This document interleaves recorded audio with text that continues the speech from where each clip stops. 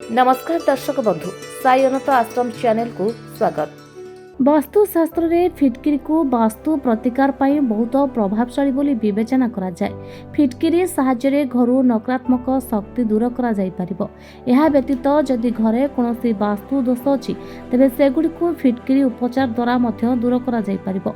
एहा व्यतीत फिटकिरी आर्थिक समस्या रु मध्य मुक्ति पाइबारे सहाय्य करि परिबो। तेनु आसंतु जानिबा घरे फिटकिरी केउठा रखिबा लाभदायक।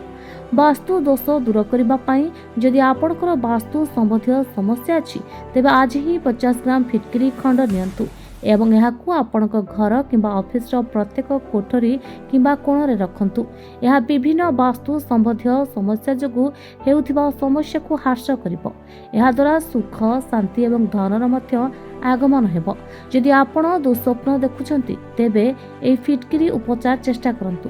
शोइबा पूर्वरु एहा कला कपड़ा रे फिटकिरी बांधी आपणक तकिया तले रखंतु। यह दुस्वप्न को रोकिबो। यह अजଣା भयरु मुक्ति देबो।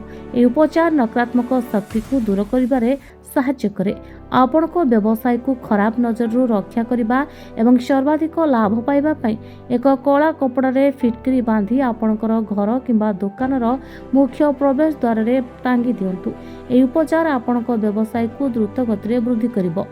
कला लाल किंबा धला कपड़ा रे फिटकिरी खंड बांधी आपणक सेल्फ किंबा आपणक टंका रखिथिबा स्थान रे रखंतु।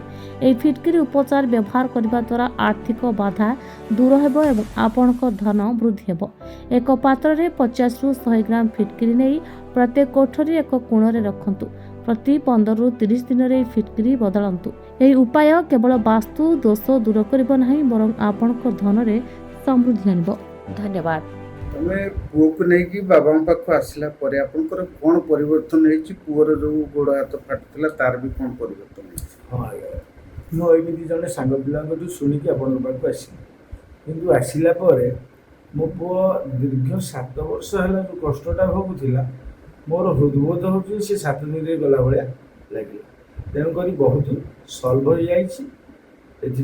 बाबा को कोटि कोटि प्रणाम आ महावीर पंचमुखी महावीर हनुमान को मो स्वामी जहाँ कहले मुझे से खावा चाहूँगी तथा मोर अलग अनुभूति। बाबा कहले मेडिटेशन करने आम सार खाई मेडिटेशन कलापर काली कर मेडिटेशन मुझे निजे महावीर आसिक छुई पेटू देवी आ मुझे कष्ट पाई मो पुओ एमती कि बर्तमान अनुभव करुँच मो पुओ भविष्य संपूर्ण भल।